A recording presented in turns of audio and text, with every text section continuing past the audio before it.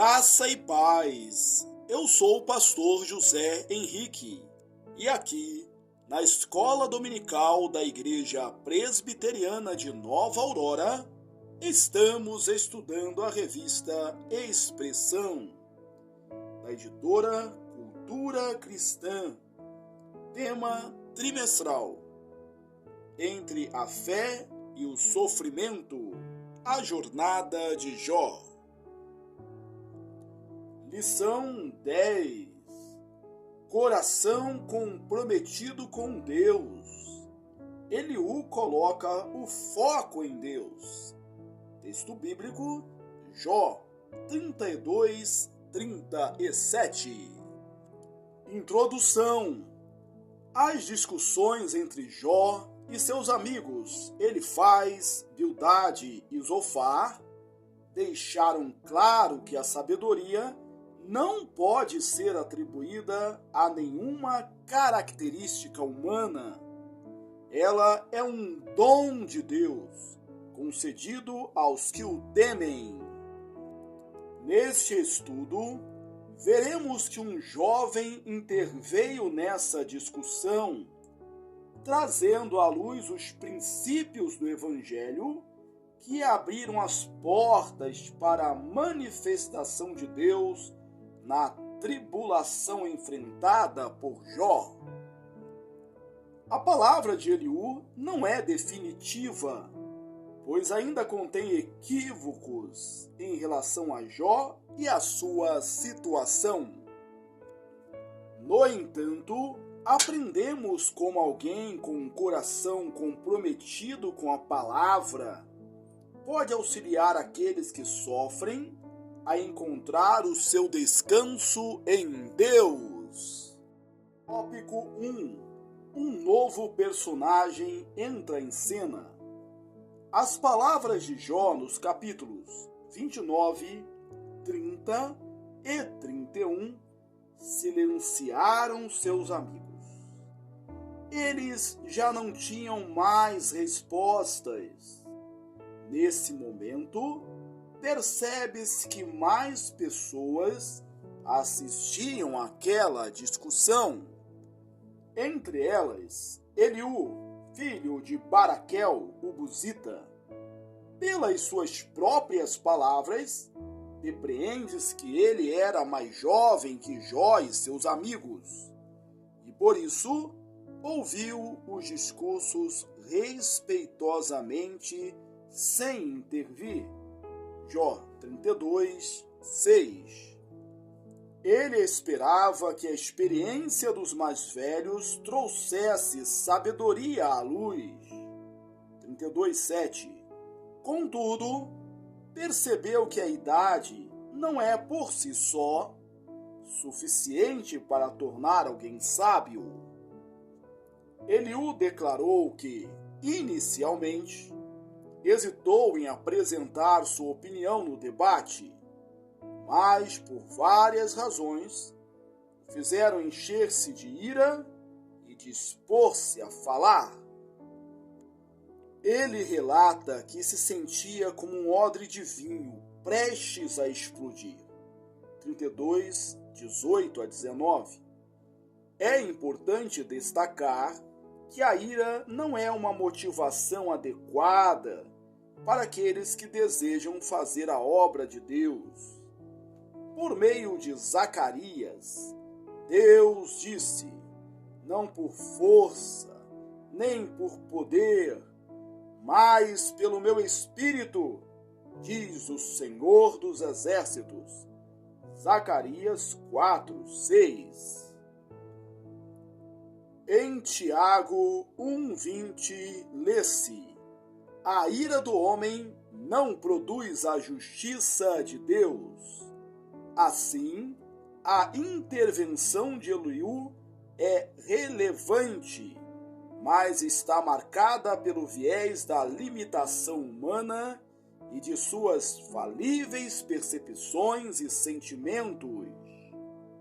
As palavras aqui são dele e não de Deus, ainda que sejam importantes para os propósitos divinos na vida de Jó. No entanto, a ira de Eliú sinaliza uma motivação pessoal em tornar a palavra de Deus conhecida, o que é benéfico. Quando Paulo passeava por Atenas, seu espírito se revoltava diante da idolatria dominante da cidade. Atos 17:16. Jeremias relata que, ao pensar em não mais proclamar as palavras do Senhor, estas tornaram-se como fogo ardente preso em seus ossos. Jeremias 29. Ao longo dos séculos, esse ardor tem motivado os missionários a levarem o evangelho a outros povos, pastores a pregarem as escrituras sagradas com diligência e crentes a compartilharem as boas novas aos perdidos e aos que sofrem. Por outro lado, Jesus condena veementemente a perda do primeiro amor da igreja de Éfeso e a apatia da igreja de Laodiceia. Apocalipse 2:4, 3, 15 a 16. O Senhor requer que o amemos de todo o coração, alma, força e entendimento. Marcos 12:30. Para servi-lo, devemos ser diligentes e emocionalmente comprometidos. O Salmo 100, versículo 2, nos chama a servir ao Senhor com alegria. E Jeremias 48:10 amaldiçoa quem faz a obra do Senhor relaxadamente. O autor do livro registra os motivos da ira de Eliú, Jó 32:2 a 5. Ele ouviu os discursos anteriores e se mostrou contrário a ambos os lados. Estava irado contra Jó por considerar que este pretendia ser mais justo que Deus.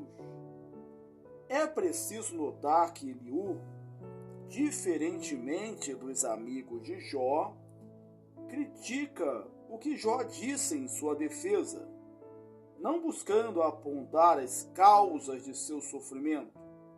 Para Eliú, a enfática afirmação de Jó sobre sua justiça e a negação de ter feito algo para merecer tal sofrimento passavam a impressão de arrogância. Sua ira também se acendeu porque os amigos de Jó continuavam a condená-lo, sem ter como responder à sua defesa, acusando-o sem provas, o que constitui um juízo temerário. E mesmo assim, não conseguiam dar respostas adequadas à argumentação de Jó. Diante do silêncio dos mais velhos, Eliú se dispôs a falar, observando que a sabedoria não é restrita à idade e à experiência. 32:9. Pediu para ser ouvido. Ele também rebateu a alegação de que, sendo sábias as palavras de Jó, somente Deus poderia respondê-lo. Eliú, também um ser humano, feito de barro como Jó 33:6, era mais jovem que os demais envolvidos na discussão. Assim, suas palavras não teriam outra autoridade senão a da verdade. Com isso em mente, de modo humilde, Eliú declara ser Deus o seu Criador e o seu sustentador, a fonte de sua vida. 33:4.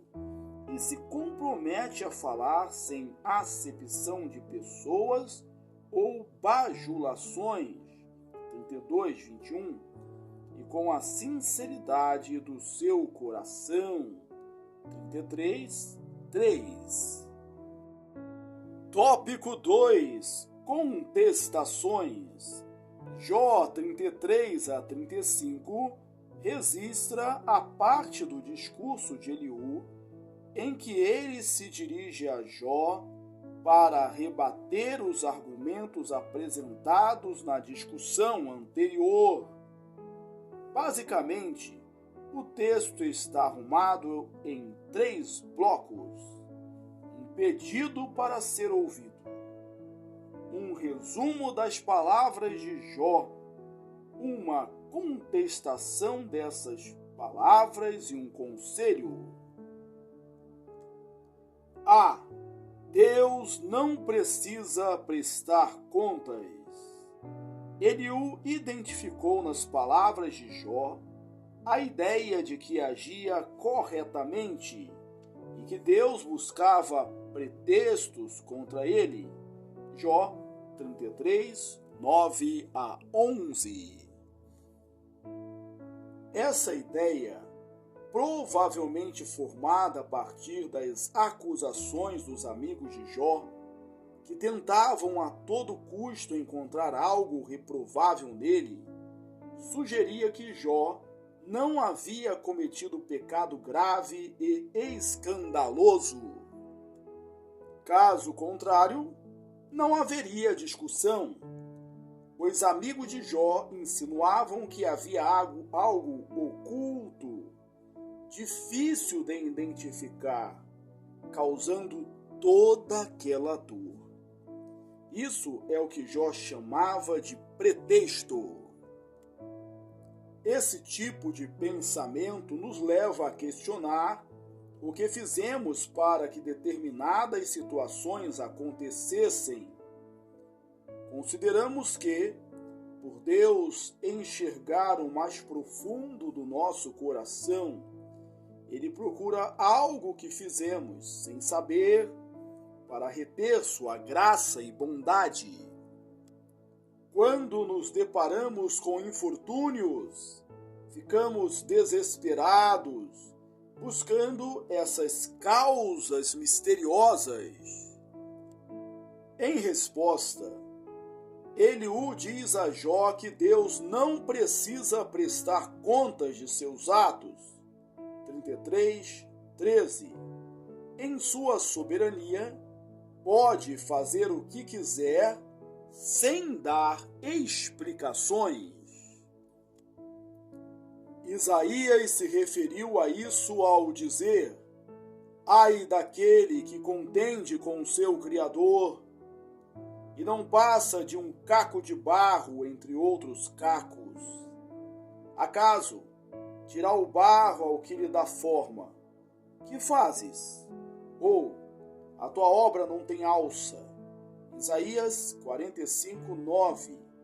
Igualmente, Paulo alertou: quem és tu, ó homem, para discutires com Deus? Porventura, pode o objeto perguntar a quem o fez: por que me fizeste assim? Ou não tem o oleiro direito sobre a massa, para do mesmo barro fazer um vaso para honra e outro para desonra? Romanos 9, 20 a 21. Exigir de Deus razões para justificar seus atos conosco é pura petulância. Entretanto, mesmo sendo soberano, ele o afirma que Deus não deixa os homens às escuras. Pelo contrário, o Senhor instrui e ilumina os homens para que conheçam seus propósitos. Jó 33, 14 a 18.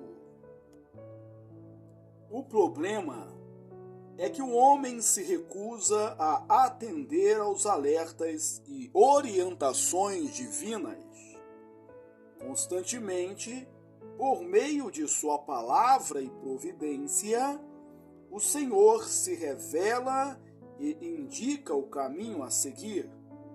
Se estamos às escuras, provavelmente é porque nossos olhos e ouvidos estão fechados. Nos dias de Jó, ainda não havia escrituras, mas Deus orientava os homens por meio de sua providência. Como exemplo, Eliú menciona o que acontece quando dormimos e como os sonhos nos fazem refletir sobre nossas ações. Nossa consciência, ou subconsciente, como se diz modernamente, nos adverte e nos acusa, ajudando-nos a escolher melhores caminhos. Romanos 12, 5. Sabemos quando nossas ações nos afastam dos caminhos de Deus. Davi declarou: eu conheço as minhas transgressões e o meu pecado está sempre diante de mim. Salmo 51, 3. Deus também orienta nossos caminhos por meio da dor e da provação. Jó 33, 19 a 22. Nem todo sofrimento é como o de Jó. Muitas vezes sofremos como consequência de nossas escolhas e pecados. A dor é um instrumento de Deus para nos fazer refletir sobre os nossos valores e ações e nos levar ao arrependimento.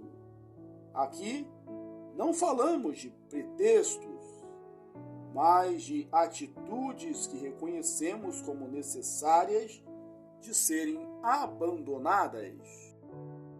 Outra maneira de sermos orientados por Deus é por meio de seus atos de redenção. Eliú fala de um anjo que se põe ao nosso lado, nos orienta e intercede por nós, promovendo a redenção. Versículos 23 e 24. Há tribulações que vêm sobre nós para amadurecimento, para testar o valor da nossa fé. Romanos 5, 3 a 4, Tiago 1, 2 a 4 e 1 de Pedro 1, 6 a 7. Tudo isso, diz Eliú, Deus usa para nos conduzir aos caminhos da vida.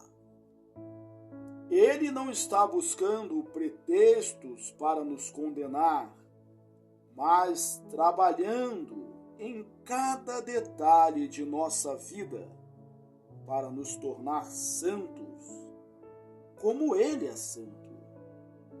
Somos desafiados a não perguntar por quê, mas para quê. Letra B. Deus é a única fonte do bem. Eliú rebate a alegação de Jó de que estava sendo injustiçado. Jó 34, 5 a 6. E de que não havia proveito em ter prazer em Deus. Versículo 9. Normalmente não fazemos esse tipo de acusação contra Deus, mas vivenciamos sentimentos de injustiça em diversas situações que, indiretamente, representam a queixa de que Deus não está cuidando adequadamente de nós. Por exemplo, quando as pessoas não reconhecem nosso trabalho ou não nos recompensam como esperamos, quando somos substituídos em nossas funções ou quando somos falsamente acusados e criticados. afirmamos sofrer injustiça e questionamos por que Deus não age em nossa defesa. Em sua resposta, Eliú mostra que Deus governa todas as coisas com justiça e retribui a cada um conforme suas obras.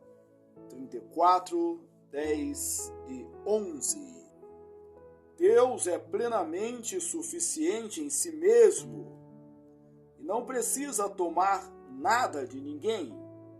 Pelo contrário, é um generoso recompensador daqueles que o buscam. Hebreus 11, 6. O autor de Hebreus também recorda: Deus não é injusto para ficar esquecido do vosso trabalho e do amor que evidenciaste para com o seu nome, pois servisteis e ainda servis aos santos. Hebreus 6, 10. Com a mesma convicção, Paulo afirmou que, no Senhor, nosso trabalho não é vão. 1 Coríntios 15, 8. Além disso, Eliú nos lembra que o sentimento de injustiça, seja diante de Deus ou dos homens, é inadequado, pois de fato nada possuímos e dependemos totalmente de Deus. Se o Senhor retirasse seu cuidado, morreríamos imediatamente. 34, 14 e 15. Paulo lembrou aos coríntios que tudo que temos ou somos foi recebido de Deus. 1 Coríntios 4, 7. Nada é, de fato, nosso. Não trouxemos nada ao mundo, nada podemos levar dele. 1 Timóteo 6, 7. Essas verdades devem corrigir nosso coração quando pensamos que alguém nos tirou algo ou não nos deu o que era nosso direito. O que somos e temos são frutos exclusivos da bondade de Deus. E quando algo nos é negado ou tirado, seja por Deus ou pelos homens, devemos agir como aqueles que nada possuem e não se utilizam deste mundo. 1 Coríntios 7, 30. E como Jó, devemos bendizer o nome do Senhor. Jó 1, 21. Letra C. Deus é sábio e justo. No terceiro bloco, Jó 35, Eliú aborda a queixa de Jó, de que sua justiça não estava sendo considerada por Deus. Esse pensamento está implícito nos pedidos de Jó para comparecer diante de Deus e apresentar sua causa. Eliú trata essa questão de modo contundente. As palavras de Jó davam a entender que ele se considerava mais justo do que Deus. 35:2. Pois parecia que o Senhor não estava observando ou considerando adequadamente a justiça de Jó. Como ocorre conosco, Jó tinha a ideia equivocada de que Deus desconhecia seus motivos e argumentos e que, se pudesse apresentar seus pedidos diretamente a ele, certamente seria ouvido. Há muitos equívocos nesse pensamento. A pergunta inicial de Eliú, achas que é justo dizeres? Deixa claro que precisamos revisar essa ideia ou sentimento. Primeiro, devemos nos lembrar que Jesus ensinou que Deus conhece nossas necessidades antes mesmo de pedirmos. Mateus 6:8. E Paulo descreve Deus como aquele que faz infinitamente mais do que pedimos ou pensamos. Efésios 3:20. Eliú também afirma que os homens preferem queixar-se de suas desventuras a se colocarem nas mãos de Deus, clamando por ajuda. Além disso, nossa visão sobre o que precisamos ou sobre o que acontece conosco é tão limitada que frequentemente mudamos de opinião. Mas Deus é perfeitamente sábio. Nele não há variação ou sombra de mudança. Tiago 1,17. Seus juízos são verdadeiros e todos igualmente justos. Salmo 19:9, Apocalipse 15:3.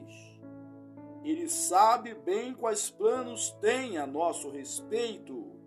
Jeremias 29:11.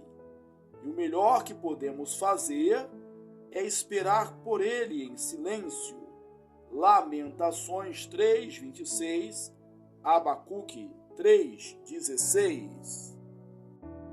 Conclusão: em seu desespero, Jó poderia se queixar de ter sido esquecido por Deus. Contudo, ele o oferece um consolo valioso ao afirmar que a causa de Jó estava diante do Senhor e ao motivá-lo a esperar pelo Senhor. 35, 14 e 15.